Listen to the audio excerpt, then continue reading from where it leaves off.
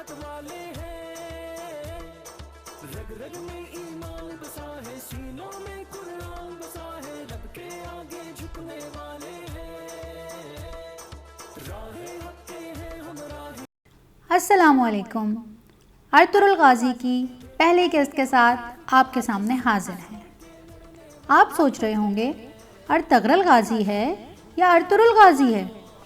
सबसे पहले इसी पे बात करते हैं।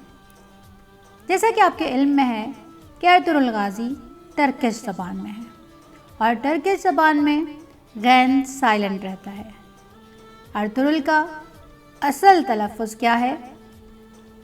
अलिफ के ऊपर ज़बर होगी, तोई के ऊपर पेश पढ़ेंगे और रे के ऊपर भी पेश पढ़ा जाएगा, यानी इसको अर्तुगरुल पढ़ा जाएगा। और हमने ड्रामे में भी यही देखा कि पूरे ड्रामे में अर्तुगरुल कहा गया।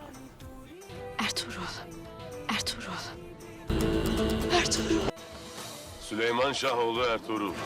Süleyman Şahoğlu Ertuğrul.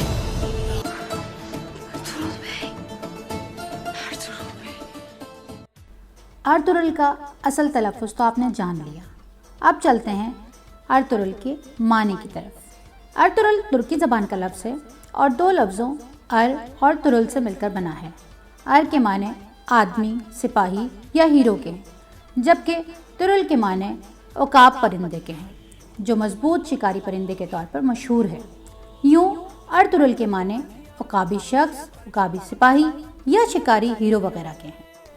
अब चलते हैं अपने असल सवाल की जानिब कि अर्तुगरुल कौन था और उसकी हकीकत क्या है, और क्या तारीख में कहीं अर्तुगरुल का जिक्र हमें मिलता है, और अगर मिलता है तो वो किन मायनों में और किन अल्फाज में मिलता है। आपको ये जानकर हैरत होगी कि उर्दू अदब में अर्तुगरुल गाजी पर चिराग हसन हसरत साहब की लिखी हुई एक किताब तक मौजूद है, जो उन्होंने अल्लामा इकबाल की ख्वाहिश पर लिखी। ये किताब कैसे लिखी गई, इस पर ज़रा निगाह दौड़ाते हैं। आइए तारीख के कुछ औराक पलटते हैं। अल्लामा इकबाल की वफ़ात से चंद माह कबल जून 1937 का कोई दिन था जब चिराग हसन हसरत जावेद मंजिल में हाजिर थे। उनके साथ अब्दुल मजीद सालिक और अहमद नदीम कासमी भी थे। दौरान गुफ्तगू अल्लामा इकबाल रहमतुल्लाह अलैह ने इस बात का इजहार किया कि कुछ अरसे से यूरोप में सवानह निगारी का एक नया अंदाज मकबूल हो रहा है, यानी सवानह निगार जिस शख्स के हालात लिखने बैठता है उसकी आदात और ख़यालात को इस अंदाज में बयान कर देता है कि तसव्वुर की आँख उसे देखने लगती है। उर्दू में इस अंदाज की किताबें अभी नहीं लिखी गईं।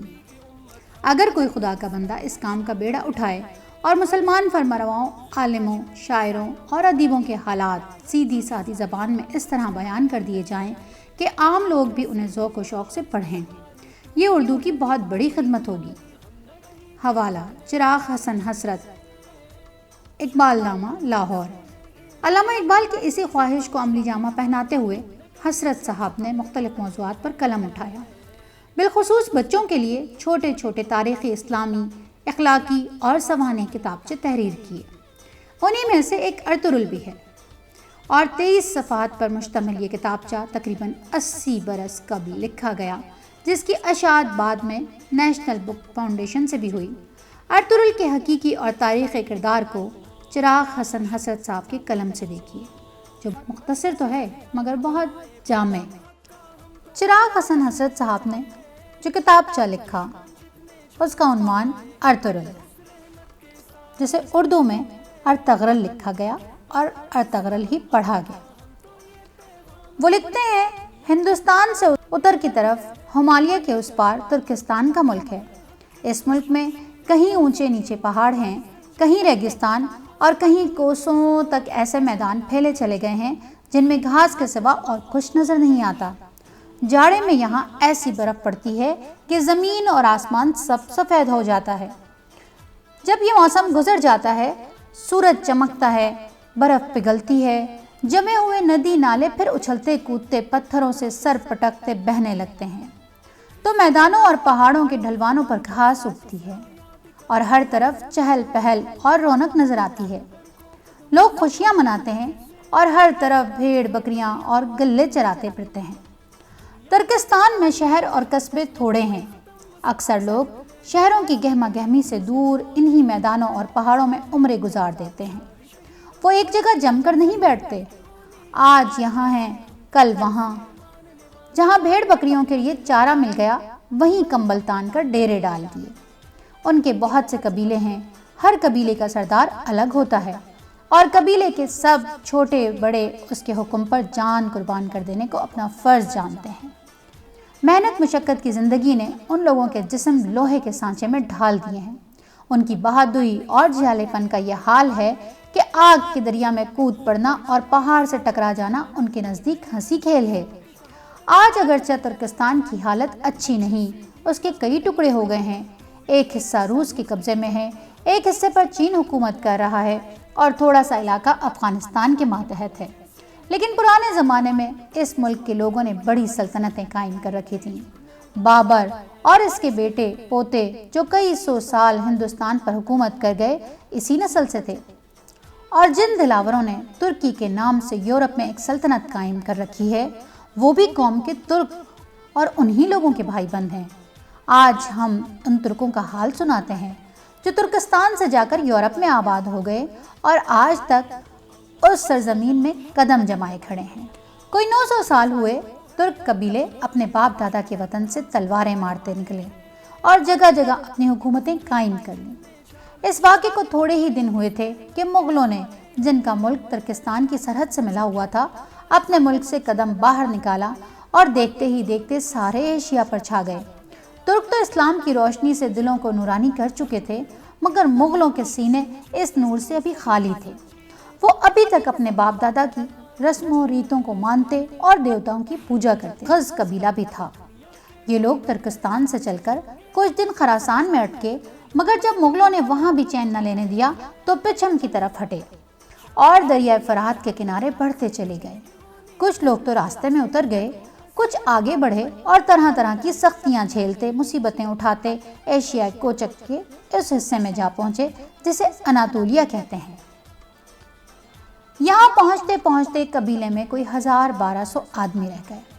ان میں بھی صرف 400 سوار لڑنے بھڑنے کے قابل تھے، باقی کچھ بوڑھے تھے، کچھ بچے اور کچھ عورتیں۔ اس لٹے ہوئے قافلے کا سردار ارطغرل بڑا بہادر شخص تھا۔ اس کا قد لمبا، چوڑا چکلا سینہ، بڑے بڑے ہاتھ پاؤں، گورا رنگ۔ ایشیائی کوچک کی سرحد پر پہنچ کر ارطغرل کو اپنا وطن یاد آ گیا، کیونکہ یہاں ترکستان کی جھلک سی نظر آتی تھی۔ پلٹ کر دیکھا تو افق پر دھند کی سفید چادر کے سوا کچھ نظر نہ آیا۔ جی میں کہا کہ اگرچہ ترکستان یہاں سے ہزاروں کوسوں کا پلہ ہے، اڑ کے بھی جائیں تو نہ پہنچ سکیں، مگر خدا کا شکر ہے کہ دشمنوں سے نجات پائی، زندگی رہی تو بدلے کا موقع بھی ہاتھ آ جائے گا۔ ارطغرل کو اناطولیہ میں سفر کرتے کئی دن ہو گئے، اگرچہ ہر منزل پر پہنچ کر یہی جی چاہتا تھا کہ یہیں اتر پڑیں، مگر یہ خیال کھینچے لیے جاتا تھا کہ کسی طرح یہاں کے بادشاہ کے دربار میں پہنچنا چاہیے۔ وہ آخر سلجوق نسل کا ترک اور اپنا بھائی بند ہے، شاید اس کے دربار میں پہنچ کر دل کے حوصلے نکالنے کا موقع ملے۔ ایک دن یہ بے وطن ایک درے میں سے گزر رہے تھے، ارد گرد پہاڑیاں تھیں، بیچ میں ایک چھوٹا سا راستہ جس میں صرف 2 سوار پہلو بہ پہلو گزر سکتے تھے۔ آگے آگے ارطغرل تھا، پیچھے پیچھے اس کے جانباز ساتھی، گلے میں ترکش اور پیٹھ پر ڈھالیں ڈالے، ایک ہاتھ میں نیزہ اور دوسری میں لگام سنبھالے چلے آتے تھے۔ ایک لین ڈوری کے بیچوں بیچ عورتیں اور بچے تھے۔ کبھی کسی عورت یا بوڑھے کے گھوڑے کی زین کھسک جاتی تو ایک سوار گھوڑا مار آگے آتا، اسے اتار کر گھوڑے کے تنگ کو کس کر باندھ دیتا اور گھوڑے پر سوار کر کے 2 قدم ان کے ساتھ چلتا، پھر گھوڑے کو پھرا کے اپنی جگہ چلاتا۔ جب کبھی کوئی ایسا واقعہ پیش آتا، سارے لوگ تھوڑی دیر کے لیے گھوڑوں کی باگیں روک لیتے۔ ان سب کے پیچھے خچروں پر خیمے لدے ہوئے تھے، ان کے پیچھے بھیڑ بکریوں کا ایک گلہ، جس کی دیکھ بھال کے لیے 10-12 سواروں کا ایک چھوٹا سا دستہ مقرر تھا۔ اس وقت اچھا خاصا دن چڑھ آیا تھا اور ہوا گرم ہو چلی تھی۔ ایکا ایکی ارطغرل کے اصیل گھوڑے نے کان کھڑے کر لیے اور ہنہنانے لگا۔ ارطغرل نے باگ روک لی اور اس کے رکتے ہی سارا قافلہ ہی رک گیا۔ اب جو ارطغرل نے کان لگا کر سنا تو ہلکا سا شور سنائی دیا، ایسا معلوم ہوتا تھا کہیں بہت دور دریا کی لہریں چٹانوں سے سر پٹک رہی ہیں۔ اس نے گھوڑے کو ذرا تیز کیا۔ جوں جوں آگے بڑھتا گیا شور زیادہ اونچا اور صاف ہوتا گیا۔ ایک جگہ پہنچ کر ارطغرل نے اپنے ساتھیوں پر نظر ڈالی۔ ان میں سے ایک بوڑھا آدمی جس کے چہرے سے معلوم ہوتا تھا کہ مدتوں بیمار رہا ہے، جسم میں لہو کی ایک بوند بھی باقی نہیں، آگے بڑھا اور کہنے لگا، کچھ سمجھ میں آیا یہ شور کیسا ہے؟ ارطغرل نے جواب دیا، میں تو ابھی تک کچھ نہیں سمجھ سکا۔ بڈھے نے سر اونچا کر کے کہا، میرے خیال میں پاس ہی لڑائی ہو رہی ہے، آگے بڑھیے، چلیے آپ کو معلوم ہو جائے گا کہ کیا معاملہ ہے۔ کچھ دور جا کر درہ ختم ہوتا تھا، یہاں سے آگے اتار تھا اور ایک چھوٹی سی پگڈنڈی جھاڑیوں میں سے گزرتی ہوئی نیچے ایک وادی میں جا پہنچتی تھی۔ یہاں انہوں نے دیکھا کہ وادی میں جہاں تک نظر کام کرتی ہے تلوار چل رہی ہے اور گھوڑوں کے ہنہنانے، تلواروں کی جھنکار اور لڑنے والوں کے نعروں سے آس پاس کی پہاڑیاں بار بار گونج اٹھتی ہیں۔ ارطغرل کی سمجھ میں یہ بات تو نہ آئی کہ یہ لوگ کون ہیں اور آپس میں کیوں لڑ رہے ہیں، لیکن اس نے پہلی ہی نظر میں اتنا جان لیا کہ لڑائی برابر کی نہیں، دوپہر ڈھلتے ہار جیت کا فیصلہ ہو جائے گا۔ دونوں لشکروں میں سے ایک کا رخ پچھم کی طرف تھا، دوسرے کا پورب کی طرف۔ جو لشکر پورب سے پچھم کو بڑھ رہا تھا وہ گنتی میں زیادہ تھا، اس کے گھوڑے زیادہ مضبوط، سپاہی زیادہ طاقتور تھے۔ اس کے علاوہ سورج اس کے پیچھے اور دشمن کے بالکل سامنے تھا۔ اس نے 2-3 حملے ایسے کیے کہ دشمن کی صفیں ٹوٹنے لگیں اور ارطغرل کو ایسا معلوم ہوا کہ 2-3 حملوں میں لڑائی دو ٹوک ہو جائے گی۔ اگرچہ ارطغرل اور اس کے ساتھی تھکے ماندے تھے اور لمبے سفر سے جا ملتے ہیں، لیکن ہمارے بزرگوں کا یہ قاعدہ نہیں، کبھی کمزور اور بےکس پر ان کا ہاتھ نہیں اٹھا۔ مردانگی اور شجاعت کا قانون جو ہماری تمہاری رگوں میں رچا اور بسا ہوا ہے یہی کہتا ہے کہ اس جنگ میں کمزور کو طاقتور سے بچائیں۔ دیکھو دشمن کس طرح سمٹ کر بڑھا ہے، صفوں میں کرنا پھنک رہی ہے، ترہی کی آواز سے دلوں میں شجاعت کے ولولے جاگ اٹھے ہیں۔ آؤ ایک دفعہ باغ اٹھائیں اور دشمن پر مل کر جا پڑیں۔ اس قافلے میں جو لوگ لڑنے بھڑنے کے قابل تھے سب گھوڑے کدا کے ارطغرل کی پشت پر آ جمے۔ کچھ لوگوں کو عورتوں، بچوں اور بوڑھوں کی حفاظت کے لیے وہیں چھوڑا۔ پھر ایک ساتھ سب نے باغیں اٹھائیں اور ارطغرل انہیں ایک لمبا چکر دے کر طاقتور فوج کے پہلو پر بجلی کی طرح جا گرا۔ اگرچہ بہادر ترکوں کی تلواریں مدت سے نیام میں تھیں، لیکن جب انہیں نکالا گیا تو ایسا معلوم ہوتا تھا کہ شعلے بھڑک رہے ہیں اور جس طرف بڑھتے ہیں سب کچھ جلا کر بھسم کر ڈالتے ہیں۔ یہ حملہ ایسا اچانک تھا کہ دشمن کا لشکر جو سیلاب کی طرح برابر بڑھا چلا جا رہا تھا ایک ہی رک گیا۔ کچھ سمجھ نہ آتا تھا یہ آفت کہاں سے آئی۔ سوچتا تھا کہ آگے بڑھوں یا پیچھے ہٹوں، بس یہ رکنا غضب ہو گیا۔ ہارنے والوں نے جن کے قدم اکھڑنے تھے تھوڑی ہی کسر باقی رہ گئی تھی۔ جب ایک چھوٹے سے دستے کو یوں حملہ کرتے دیکھا اور دشمن کو گھبرایا ہوا پایا تو انہوں نے سمجھا کہ ہماری مدد کو فرشتے آسمان سے اتر آئے ہیں۔ اس خیال کے آتے ہی ٹوٹی ہوئی ہمتیں بند گئیں اور وہ پھریروں، کوتانوں، جنگی تنبور گڑگڑاتے اس طرح آگے بڑھے کہ دشمن کی صفیں ٹوٹنے لگیں۔ دشمن کی فوج انگنت تھی۔ ارطغرل اور اس کے ساتھی اس طرح بہتے چلے جاتے تھے جس طرح دریا کا دھارا پتھروں اور کنکروں کو بہائے چلے جاتا ہے۔ وہ اس فوج کی موجوں میں ڈوب ڈوب کر ابھرے اور بار بار صفیں الٹ کر رکھ دیں۔ اب دشمن پر دو طرفہ ایسا دباؤ پڑا کہ اس کے قدم اکھڑنے لگے۔ جو سردار بڑی بہادری سے قدم جمائے کھڑے تھے انہوں نے جب دیکھا کہ آس پاس لاشیں ہی لاشیں نظر آتی ہیں اور دو طرف سے لشکر بڑھ رہا ہے تو وہ ہمت ہار گئے اور اس طرح سر پر پاؤں رکھ کر بھاگے کہ پیچھے پلٹ کر نہ دیکھا۔ افسروں کو بھاگتے دیکھ کر سپاہی بھی جی چھوڑ بیٹھے اور جدھر کسی کا منہ اٹھا بھاگ نکلا۔ غرض دن ڈھلتے ہی فیصلہ ہو گیا، ہارے ہوئوں کی جیت ہوئی اور جیتے ہوئے ہار گئے۔ جنگ ختم ہوئی تو ارطغرل نے اپنے ساتھیوں کی طرف توجہ کی۔ کئی بچپن کے رفیق جنہوں نے بڑے بڑے کٹھن وقتوں میں ساتھ نہ چھوڑا تھا میدان میں سسک رہے تھے۔ ارطغرل نے بچے کچے جانثاروں کو سمیٹا، انہیں اٹھایا، جو زخمی تھے ان کی مرہم پٹی کی، جو مارے گئے تھے ان کو دفن کرنے کا انتظام کرنے لگا۔ اتنے میں کچھ لوگ اس طرف بڑھتے نظر آئے۔ ان میں سے ایک سردار گھوڑا مار کر سامنے آیا اور کہنے لگا، ہمارا بادشاہ تم سے ملنا چاہتا ہے۔ کیونکہ آج کی جنگ تمہاری ہی وجہ سے سر ہوئی۔ ہماری سمجھ میں ابھی تک یہ بات نہیں آئی کہ تم کون لوگ ہو اور یہاں کیوں کر آئے ہو، اور تم نے ہماری مدد کیوں کی۔ سچ تو یہ ہے کہ سب اب تک تمہیں فرشتے سمجھے ہوئے تھے، لیکن جب ہم نے تمہیں اپنے ساتھیوں کے لاشیں اٹھاتے اور زخمیوں کی دیکھ بھال کرتے ہوئے دیکھا تو سمجھا کہ تم فرشتے نہیں بلکہ ہماری ہی طرح انسان ہو۔ ارطغرل نے اپنا نام بتایا اور کہا، میں ترکوں کے غز قبیلے کا سردار ہوں۔ مغلوں نے ہمیں اپنے وطن سے نکال دیا۔ جب کہیں سر چھپانے کا آسرا نہ ملا تو ہم اس ملک میں چلے آئے، لیکن مجھے ابھی تک یہ معلوم نہیں ہوا کہ تم کون لوگ ہو، تمہارے بادشاہ کا کیا نام ہے، اور جن لوگوں نے تم پر حملہ کیا وہ کون تھے۔ وہ سردار بڑے تعجب سے کہنے لگا، ہیں کیا سچ مچ تمہیں اتنا بھی معلوم نہیں؟ ہم سب تمہاری طرح ترک ہیں۔ ہمارا بادشاہ علاؤالدین قیقباد سلجوقی خاندان کے ترک بادشاہوں کی نسل سے ہے، جنہوں نے ایک زمانے میں ترکستان سے سمندر کے کنارے تک سارے ملک پر قبضہ کر لیا تھا، اور یہ لوگ مغل تھے جو دوسرے اسلامی ملکوں کو تباہ کر کے ہمارے ملک پر چڑھائے تھے۔ یہ کہہ کر وہ سردار ارطغرل کو اپنے بادشاہ کے پاس لے گیا۔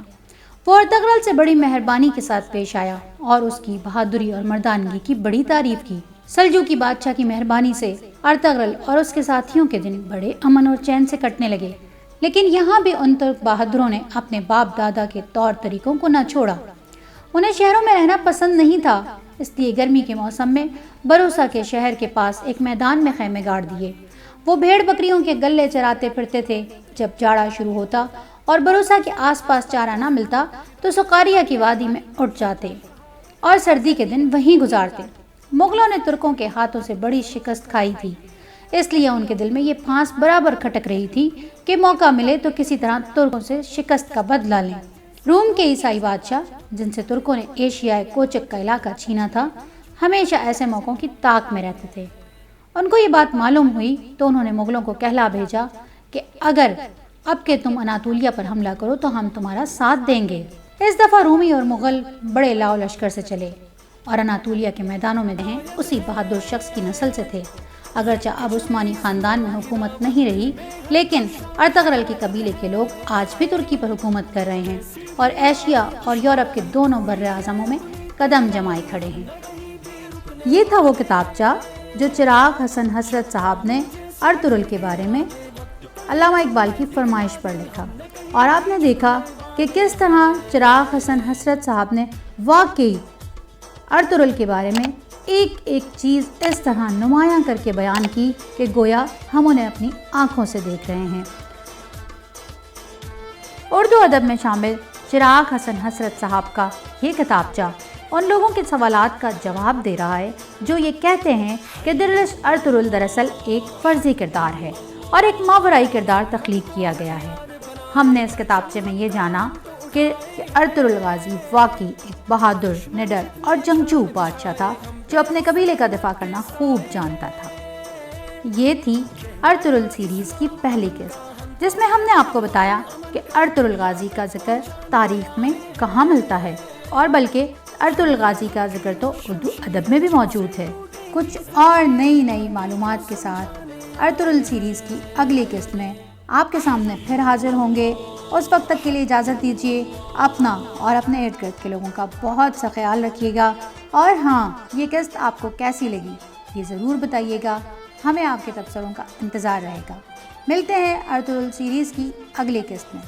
السلام علیکم ورحمۃ اللہ وبرکاتہ۔ پھر سے ماضی کو دوہرا دے، کیسر و کسریٰ یاد کرا دے، ہم خیبر کو قدموں سے ڈھا دے، پھر سے اپنی شان دکھا دے، ہم دنیا کے باطل ہیں جتنے ہوں